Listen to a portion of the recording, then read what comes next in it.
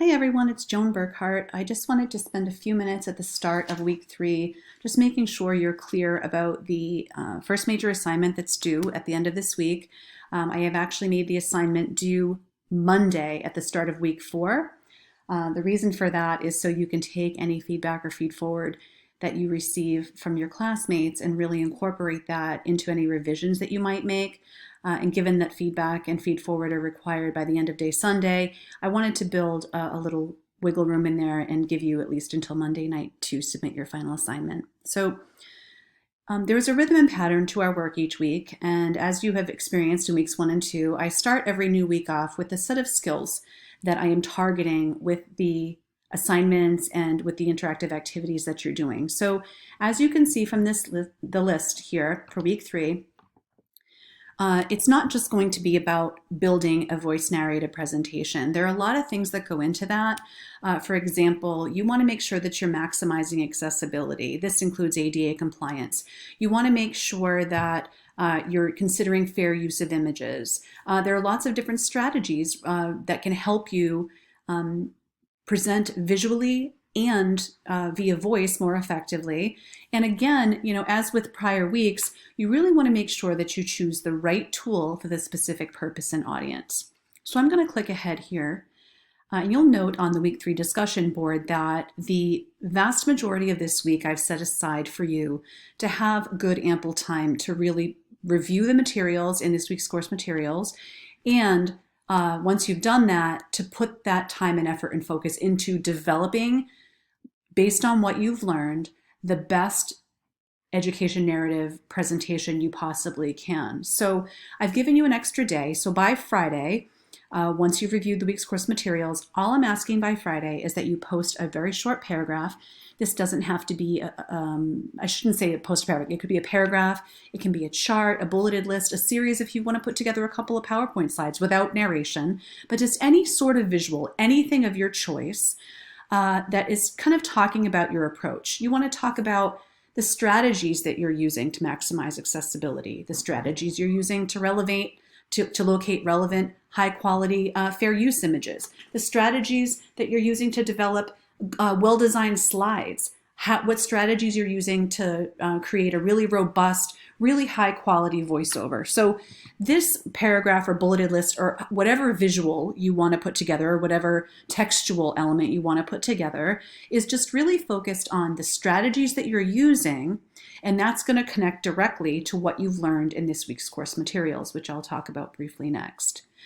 So once you've posted that by Friday, just your choice of approach, by Sunday, I want you to look at the posts of at least 2 of your classmates and just look at how their processes are working. When you post by Friday, I want you to also feel free to post a draft of your presentation that you're putting together so far. You don't have to do that because I'm not expecting that you have, especially with the voice narration part. You might just have your slides, for example, done, or your Prezi touch points or whatever it is done. Feel free to post those by Friday as well with your description of strategy. And that would really allow you to get much more targeted, specific feedback and feed forward.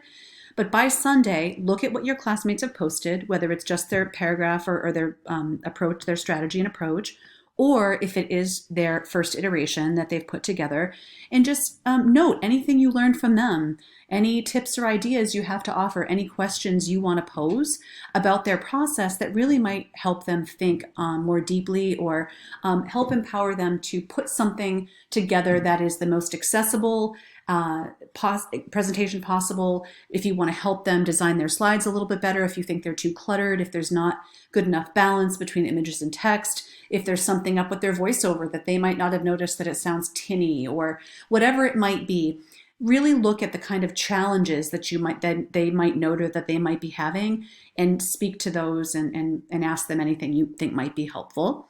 And then I've given you until Monday to revise and submit your education narrative to the assignment link. Initially, I had in mind that you'd submit it by Sunday night. I see absolutely no reason not to give you until Monday night. That way you can really take any feedback and feed forward you get and incorporate that into your presentation. So moving on to the week 3 materials, as you can see here, I've given you some really good, a curated list that I've put together. I don't really like to choose source material for you that's incredibly verbose. I am one who really embraces brevity. And I think there's this money spot, right? When you're giving your students any type of reading. I know my son talks about this a lot. He says, I look at this reading, my instructor has given me 100 pages of textbook reading this week. And that's almost so paralyzing that if you give students too much reading, they won't do any of it because they're so overwhelmed by the amount of reading that's there that they almost paralyzed and they can't get started. Or if they do read it, they're so overwhelmed, they're skimming it to the point where they're not getting anything out of it. But if you give your students too little reading, that kind of implies that you're not taking it seriously and that you don't think that the topics or themes just warrant enough deep exploration. So I try really hard to reach that money spot where I find really high quality yet succinct materials that speak to exactly what I want to get across or give you specific tools that you can use. And if you have any thoughts for me, if you think that I'm not hitting that money spot, if you'd like to see maybe a little more resources, or if I'm still overdoing it a little, please reach out to me and let me know that. Or if you think you have better resources, for example, on graphic design for slides or maximizing accessibility, please reach out to me and share those resources with me. I'm already revising some materials I have in week 2 for the next time I teach this course, thanks to things that I've learned from you in your discussion board work. So always reach out to me. Help me make this better is what I'm asking. So I'll thank you in advance for that. So I have this resource on graphic design for slides. It's very straightforward, but there's kind of a real strategy in arranging your slides. And this one I chose because it says how to do it kind of like a graphic designer. So it's keeping in mind that some of the best presentations I've been a part of have been heavily visual presentations, and the narrative, the substance of the narrative is really in the voice narrated narrative. So that's something to keep in mind. You always want to make sure that you're paying attention to accessibility, ADA compliance as much as you can, thinking about different colors and things like that. I talked about that last week, different fonts, stuff like that. And you want to know if the images you're using are fair use and how to find free, fair to use images. So this is a couple of resources that I have here on what fair use is and how to find them. Doing a great voiceover, there are strategies for that. This is another resource for you. And then, as in the past, I really want you to consider the purpose of the assignment and your audience. Given this, I want you to evaluate these tools that I have listed here and choose the one that you think is most effective for this specific assignment. Now, you can use Prezi if you want to.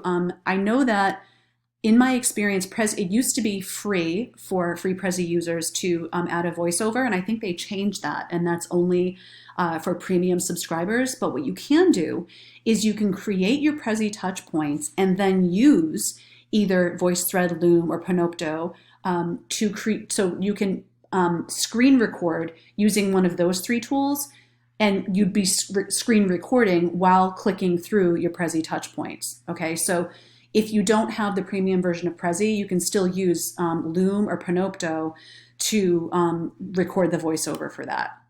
You can also just create some really good PowerPoint slides, and then you could upload them to VoiceThread. Now, if you do that, I strongly recommend converting your PowerPoint slides to PDF first, because sometimes what happens when you upload the PPT slides to VoiceThread, the formatting gets wonky and can get corrupted.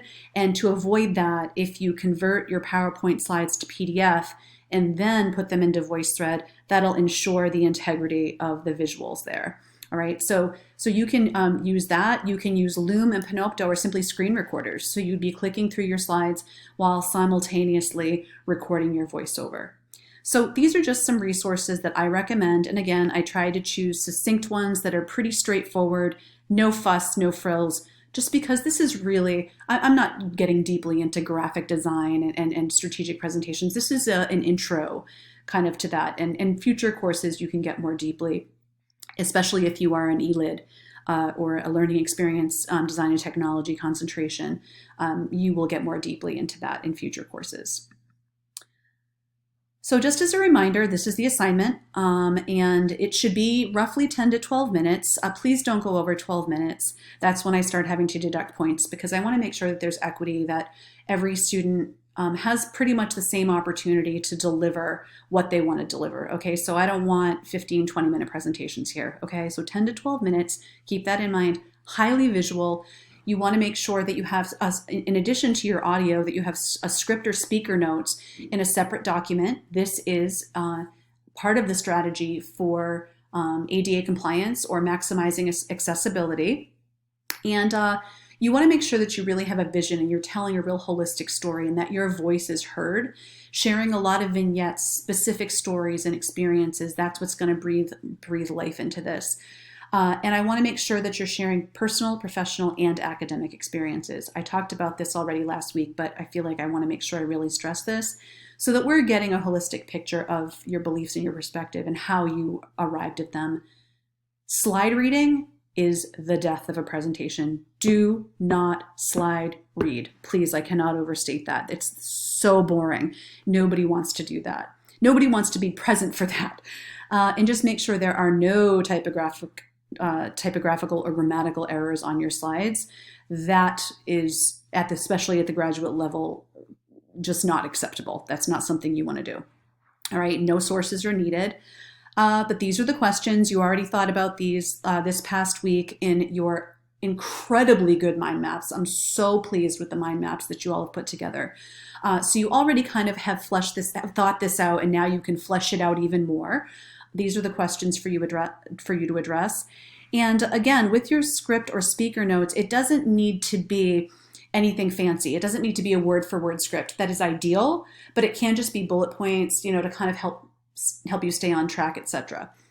When you submit a link to your presentation by Monday, all right, in the comments box, I want you to clearly and succinctly address these questions here. Who did you determine to be your intended audience? What is your intended purpose? And then basically, once you evaluate the choices, I just want to know why you chose the specific presentation tool that you did. Do you think it was the best one for your audience and purpose? Was it because it was the easiest to use? You already have prior experience with it. And then also in there, if you feel like there was another tool that I don't have on my list that you would recommend me adding or subbing out, maybe you think Panopto wasn't that great or VoiceThread wasn't that great, and you think there's another tool you think I should slide in there instead, please let me know. That's a great opportunity for you to share that information with me. I feel like a lot of you are teaching and learning online a lot now, and you're going to know about tools that I haven't even used, especially if you're in the K-12 arena. So please, be generous in sharing that with me so I can always improve this course moving forward for future iterations. If you have any questions at all, please don't hesitate to post a question in the general Q&A or email me directly. I'm always happy to help. Thanks a lot. Have a lovely week. I'm looking forward to seeing your work.